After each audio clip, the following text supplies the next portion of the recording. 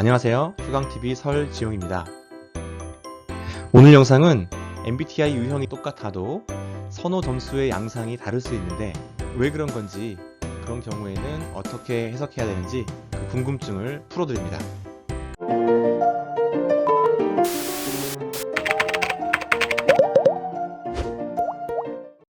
그런데 ESTJ 말입니다.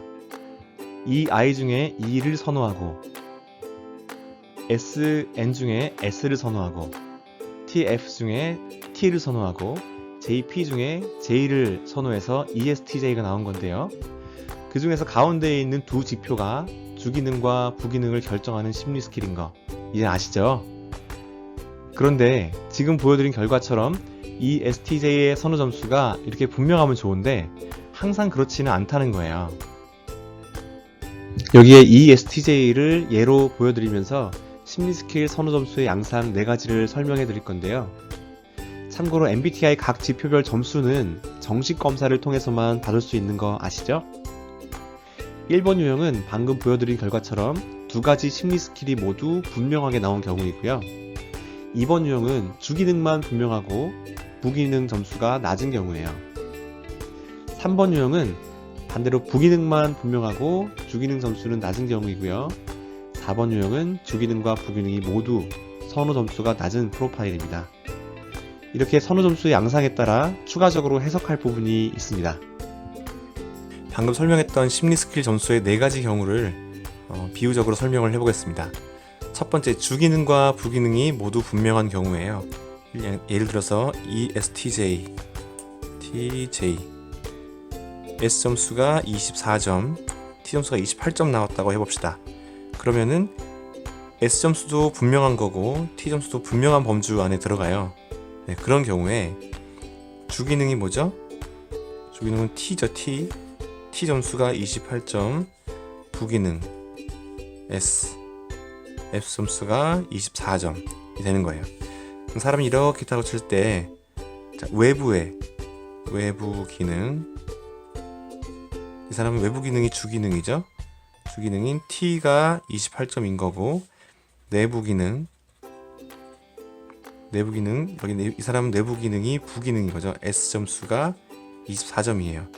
그럼 외부로 나가서 하는 그 기능들도 굉장히 좋은 거고, 내부로 나가서 하는 기능들도 좋은 거예요.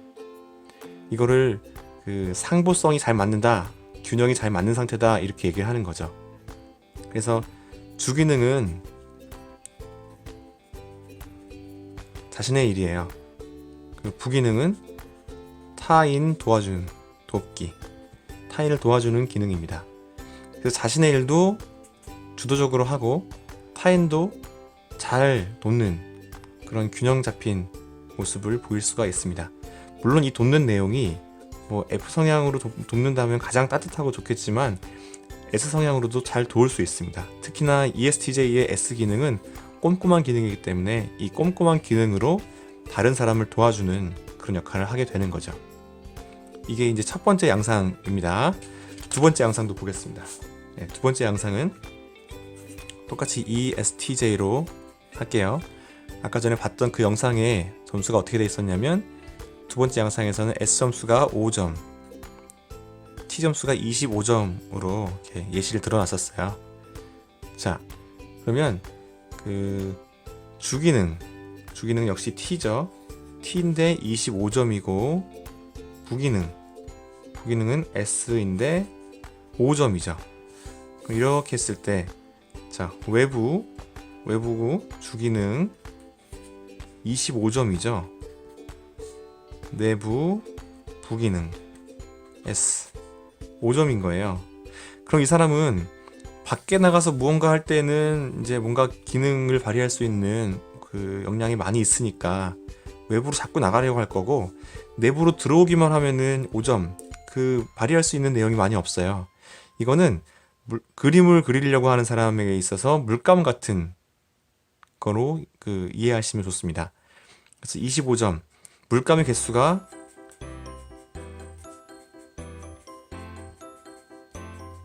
25개나 있는 거예요. 그림을 잘 그리고 싶은 사람은 밖으로 나가야 되는 거죠. 물감의 개수가 5개만 가지고서 그림을 잘 그리는 것보다는 더 많은 기량과 재능과 도구와 어떤 그런 내용으로 더 많은 더 좋은 그림을 그릴 수 있는 것으로 밖으로 자가 나가려고 할 거예요. 근데 이거는 그래도 외향인 사람이 밖으로 나가려고 하니까 어색하진 않아요.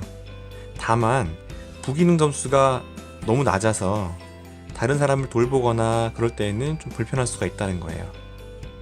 네. 그래서 다른 사람한테 뭔가 한번 설명하고서 그 사람이 못 알아들으면 답답해 하는 거죠. 2번, 3번 반복해서 설명하는 것이 너무 어렵고 그래요. 근데 이 사람도 설명을 잘 할 수 있긴 있어요. 잘 할 수 있긴 있는데 어떨 때 설명을 잘하냐? 윗사람이 뭔가 물어봤을 때 나 그거 알고 있어요 라고 얘기할 수 있는 그런 상황에서는 설명을 잘해요. 왜냐면 설명을 잘하는 것이 다른 사람을 도와주는 것이 아니라 자기가 알고 있다고 증명하는 것이기 때문에 설명을 잘할 수 있는 거예요. 그런데 이 설명을 다른 사람, 타인을 돕기 기능인 부기능으로 다른 사람에게 설명을 해준다 할 때는 개수가 적기 때문에 가치를 많이 못 느끼기도 하고 불편해할 수가 있습니다. 네, 설명을 잘하냐 못하냐는 대상을 누구로 하느냐에 따라서 그 행동 양상이 달라지는 거죠. 2번 유형인 경우에요. 자, 그 다음 3번 유형 봅시다. 3번 유형. 자, 3번도 마찬가지로 ESTJ로 예시를 듭니다. 3번 유형 점수 아까 보니까 S 점수가 24점, T 점수가 3점이라고 제가 예시를 들어놨어요. 자, 이 경우에 마찬가지로 주기능은 T죠. 그죠? T 점수가 3점인 거예요. 부기능은 S 점수가 24점이나 되는 거예요. 자, 그러면 이 사람이 외부로 사용하는 기능은 뭐냐면 주기능인 T였었죠. 이 점수가 3점밖에 안 되는 거예요. 내부로 들어가는 기능인 이 사람의 부기능은 S 점수가 24점이죠. 자, 그럼 물감 비유했을 때 물감이 또는 크레파스, 색연필, 파스텔 이런 것들이, 사인펜 이런 것들이 3개 있어요. 여기에는 24개나 있어요. 이 사람이 그림을 잘 그리기 위해서 뭔가 능력을 발휘하고 능률을 발휘하고 성과를 잘 내기 위해서, 퀄리티를 내기 위해서 어디로 가냐면 내부로 향하게 됩니다. 그런데 이 사람 성격이 외향 성격이잖아요. 그런데 내부로 들어와서 뭔가 하려고 하잖아요. 그러니까 외향으로 표출해야지 스트레스가 풀어지고 만족감이 높은 이 외향형 사람이 내부로 들어와서 뭔가 작업을 한다는 것이 어색한 거죠. 그래서 이 사람은 스트레스를 경험하게 됩니다. 자기의 성향과 반대되는 기능을 갖고 있기 때문에, 반대되는 기능의 양상을 갖고 있기 때문에 밖으로 나가고 싶은 사람이 안으로 들어와서 능력을 발휘하는 거죠. 이거는 어린 시절에 자기 원래의 유형을 존중받지 못했을 경우에 이런 양상이 벌어집니다. 그게 이제 부모님이든 선생님이든 친구들이든 환경이든 어쨌든 자기 성향을 그대로 존중받지 못했을 경우에 그렇게 돼요.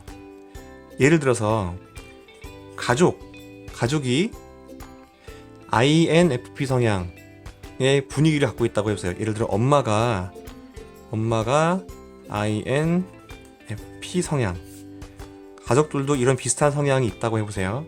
그런데 아들이 ESTJ예요. INFP는 굉장히 다른 사람들을 존중하고 융화할 수 있고 이렇게 무시하거나 짓밟고 올라가거나 이런 거 잘 못하거든요. 일단 존중하고 본다 이런 건데 아들의 모습이 ESTJ예요. 어머니의 교육은 부드러워지라는 압력을, 물론 교육이지만 ESTJ에게는 부드러워지라는 그 교육이 압력이 될 수 있어요. 그리고 ESTJ의 행동 성향은 거칠고 공격적이고 그렇다고 평가하도록 그렇게 배울 수 있습니다. 그렇게 되면 ESTJ 아들은 자신의 주기능인 외향사고를 발현하는 것에 큰 부담을 느낄 수가 있는 거죠. 그렇게 돼서 그 주기능을 발휘하지 못하게끔 하는 환경 가운데 처했다. 그럼 이것을 발휘할 때마다 나는 안 좋은 사람이야 라고 느끼게 되기 때문에 발현시키지 못하게 되죠. 그 T의 반대 성향인 F 성향에 흉내를 내면서 다른 사람에게 수용받기 위해서, 인정받고 이렇게 허락받고 넌 우리 편이야, 넌 잘했어 이런 인정을 받기 위해서 F 성향의 흉내를 낼 수가 있어요. 그러면 원래 주기능인 T 점수가 아니라 F 점수를 이렇게 높게 만드는, 그래서 T 성향과 F 성향 양극 지표 중에서 원래는 이쪽에 T 성향에 가까운 점수를 나타내야 하는 사람이 점점 F 성향의 흉내를 내면서 이쪽으로 가다 보니까 가운데 점수가 나올 수 있죠. 이렇게 해서 T3점이 나오는 거예요.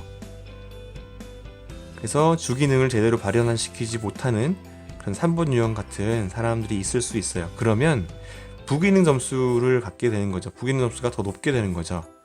외향으로 주기능을 발휘하지 못하게 됨으로써 내향 기능인 부기능 S 기능을 더 잘 발휘할 수 있는 사람이 되는 거예요. 자, 그럼 부기능은 뭘까요? 부기능은 아까 말씀드린 것처럼 타인을 돕는 기능이에요. 타인 돕기.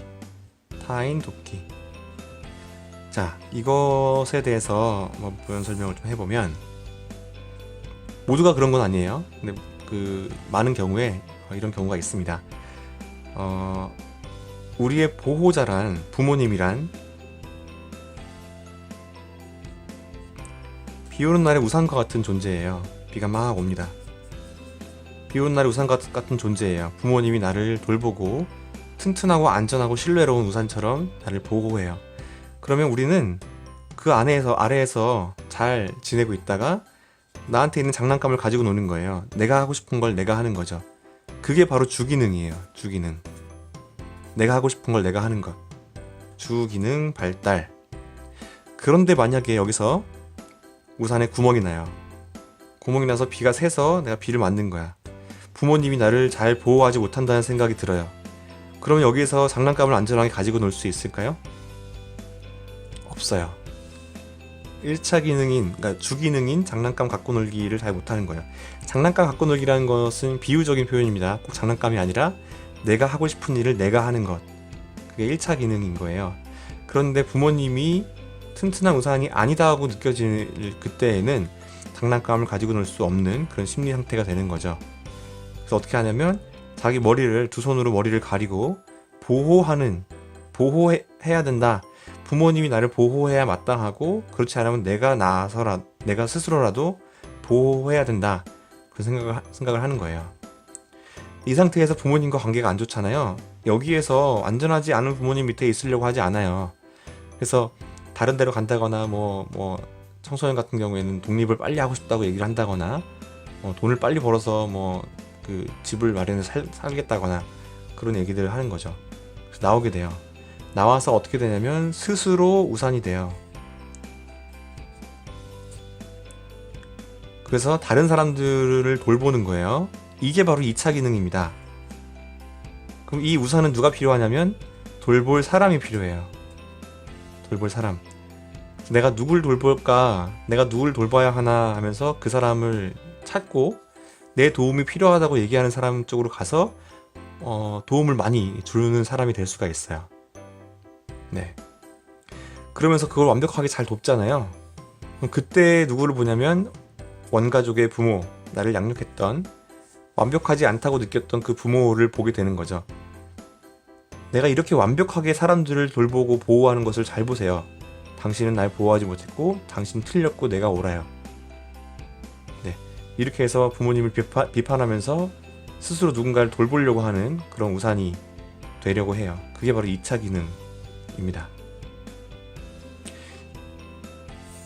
여기서 한 가지 더 말씀드리면, 이 사람의 심리는 주기능, 1차 기능, 주기능으로 내가 일을 해서 성취해서 인정받는 이 메커니즘보다는 부기능으로 누군가를 도와요.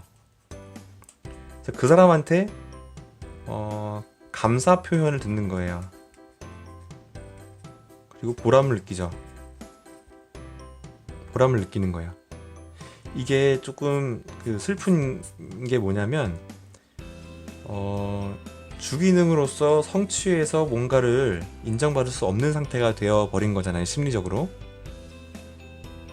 그렇죠? 그래서 주기능으로 뭔가 성취해서 얻을 수 있는 게 없다고 생각이 되기 때문에 거의 이제 포기하다시피 한 점수가 나온 거예요. 그러니까 자기 존재에 대해서 내가 있어도 되는 사람인가, 내가 왜 태어났나 이런 고민을 할 수가 있어요. 특히 청소년기에 그 정체성 확립이 덜 되어 있는 아이들의 경우에요. 그래서 그때 뭘 찾냐면 내가 이 세상에 존재해야 되는 이유를 찾는 거예요. 그러면서 다른 사람을 도와줘요. 도와주었을 때 그 사람이 고마워하고 보람을 느낀다.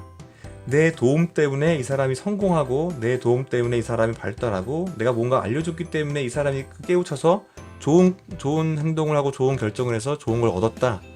그러면 그때야 비로소 나는 살아있어도 되는 사람이구나. 왜냐하면 저 사람이 나 때문에 고마워하고 도움받고 발전했으니까 나는 살아있어도 되는 사람. 근데 1차 기능으로 살아있어도 되는 사람 그러면 성취를 하려고 애쓰는데, 2차 기능으로 자기 효능감이나 자존감이나 존재감이나 이런 것을 확인하려고 하는 사람들은 내가 도와야 될 사람이 필요해요. 그래서 의존적 도움이라고 하는 거죠. 내가 그 사람을 의존하는 거야. 내가 도와줘야 될 그 사람을 내가 심리적으로 의존하는 거예요. 왜냐하면 내가 이 사람을 돌봐야지만 부모님을 비판할 수도 있고, 이 사람을 도와야지만 보람을 느끼고 살아있어도 괜찮은 이유를 찾는 거죠. 나는 괜찮은 사람이야, 이거를. 그래서 이 2차 기능으로 다른 사람을 많이 도와줬던 이런 사람들 중에 많은 사람들이 상담사나 심리 상담사나 복지사, 어디 어떤 NGO 단체의 어떤 사회봉사 쪽으로, 물론 월급을 받지만요, 그쪽으로 뭔가 직업을 갖는다거나 이런 경우가 많이 있어요. 반대로 상담사가 다 모든 이런 사람들이냐? 그건 아니에요. 근데 이런 사람들, 2차 기능을 주로 이제 많이 쓰는 사람들은 다른 사람을 뭔가 도와주면서 자기 효능감이나 존재감이나 정체성을 확인하려고 하는 심리가 있기 때문에 이런 직업 쪽으로 뭔가 가려고 하는 성향이 좀 나타날 수 있습니다. 그런데 이런 직접적으로 사람을 만나지 않는다 하더라도 목수가 되어서 의자 만들고 가구 만들어서 그렇게 한다 할지라도 그런 내용들을 다른 사람들이 잘 사용하는 모습을 보고서 뿌듯해하는 거예요. 근데 1차 기능은 잘 만들어서 좋은 제품까지만 있으면 충분히 인정받고 성취감을 느낄 수 있는데, 2차 기능인 사람들은 의자 하나를 만들더라도 이 의자를 고맙게 쓰고 잘 쓰고 정말 편리하게 잘 쓰는 사람들의 얼굴을 보고 싶어 한다는 거죠. 네, 그게 3유형의 특징이 될 수 있습니다. 모든 유형들이 다 그렇다는 건 아니에요. 근데 중요한 것은 어린 시절에 자기의 원래 모습을 존중받지 못한 경우에 주기능 또는 부기능 점수가 낮아질 수 있는데, 이 3유형 같은 경우에는 주기능을 존중받지 못한 그 경우를 예를 들어서 설명하는 거기 때문에 그런 거죠. 엄마가 INFP인 경우에 ESTJ 아들은 자기가 굉장히 거칠고 공격적인 못난 아들로 이렇게 스스로를 평가하게 되는 경우가 있을 수가 있습니다. 한 가지 설명을 빠뜨렸네요. 만약 구멍난 우산 같은 부모님과의 관계가 좋다면 우산 밖으로 나가서 부모님을 비난하지는 않겠죠? 구멍난 우산이라도 힘겹게 받쳐주고 있는 부모님이 안쓰러워서 우산의 구멍을 함께 막아줄 수 있어요. 맞벌이로 힘든 부모님 대신에 심부름을 열심히 한다거나 부모님 가게에 나가서 일을 도와준다거나 퇴근하신 부모님에게 안마를 해준다거나 하면서 도와줄 수가 있습니다. 그런데 그럼에도 불구하고 그 행동은 자신의 일이 아니라 타인을 돕는 행위가 되는 거죠. 자신의 일에 주기능이 아니라 타인을 돕는 2차 기능, 부기능에 발달되는 순간이라는 겁니다. 그래서 부모님과의 관계가 좋아서 부모님을 도와주면서 2차 기능, 부기능을 발달시키거나, 아니면 부모님을 비난을 하는 입장으로 서서 밖에 나가서 타인을 도와주면서 이게 완벽한 우산이에요 라고 얘기하면서 원래 부모님을 비난하는 입장을 취하는 것도 마찬가지로 2차 기능이어서, 이렇게 우산을 돕거나 우산 밖에 나가서 다른 사람을 돕거나 하면서 부기능을 발달시킬 수 있게 되는 겁니다. 자, 마지막 네 번째예요. 네 번째도 마찬가지로 ESTJ로 해보겠습니다. 자, S 점수가 4점, T 점수가 3점이었어요. 그러면은 주기능 T, 3점. 부기능 S 4점이에요. 그러면은 외부에서 주기능 T 점수가 3점, 내부에도 부기능 S 점수가 4점. 밖에 나가도 물감 3개, 안에 들어와도 물감 4개밖에 없으니까 그림을 그려보자 그러면 어떻게 그리면 좋을까를 고민을 많이 하는 거예요. 그래서 이 가운데에 있는 심리 스킬 2가지, 주기능과 부기능, 가운데에 있는 이 2가지 점수가 다 낮은 경우에, 논문에도 있어요. 자기 효능감이 떨어진다. 자기 효능감은 자신이 어떻게 일을 해야지 효과적으로 사용되는가, 자기가 어떤 능력을 발휘했을 때 어떤 결과물을 얻어낼 수 있는가에 대한 감이 떨어진다는 거예요. 쉽게 말해서 자신감이 좀 떨어진다는 거예요. 그래서 심리 기능, 심리 스킬 자체 점수가 낮기 때문에 어떻게 심리적으로 나를 발현시켜야 내가 좋은 결과물을 얻을 수 있을까에 대한 감이 없는 거예요. 자, S 점수만 비교해 볼게요. 자, 왼쪽에 S, 오른쪽에 뭐가 있죠? N이 있죠? 가운데가 여기고 S 점수가 4점이니까 S 점수 쪽으로 4칸 가서 여기 4점이에요. 이걸 왼손으로 치고 이걸 오른손으로 치면, 왼손, 오른손 치면, 자, 이름 써보자 그러면 왼손으로 펜을 잡고 이름을 써야 될지 오른손으로 펜을 잡고 이름을 써야 될지를 고민한다는 거예요. S 점수가 거의 만점 나오고 막 30점 이렇게 나왔어요. 그럼 고민 없이 왼손으로 이름을 쓰는 거죠. N 점수가 30점 나왔어요. 그럼 고민 없이 오른손으로 이름을 쓰는 거죠. 근데 가운데에 가까운 점수가 나온다. 그런 경우에는 쓸 때마다 내가 왼손이 잘 쓸까 오른손이 잘 쓸까 잘 모르기 때문에 망설이게 되고, 한 번은 왼손 쓰고 한 번 오른손 쓰기 때문에 왼손을 막 발달시킬 수도 없고 오른손을 막 발달시키기도 기회를 많이 잡을 수가 없다는 거죠. 그래서 왼쪽도 아니고 오른쪽도 아닌 어중간한 점수가 나온다고 하면 그 심리 스킬을 잘 못 쓴다는 뜻이 돼요. 그래서 4번 같은 경우에 제가 그 찰리 브라운 아시나요? 피너츠 그 만화에 나오는 주인공. 그 찰리 브라운 같은 그 유형들이 있어요. 사람이 나쁜 건 아닌데 뭔가 자신감이 없고 이거 하면 내가 잘할 수 있을까에 대한 고민이 많고, 진로를 결정할 때에도 어느 쪽으로 가면 나한테 맞는 일인가, 이런 거에 대해서 좀 고민을 많이 할 수가 있습니다. 이렇게 같은 유형이라도 선호 점수의 양상이 많이 달라질 수 있는데요. 그것은 어린 시절에 이미 결정되어 있던 MBTI 성격을 있는 그대로 지지받지 못했기 때문입니다.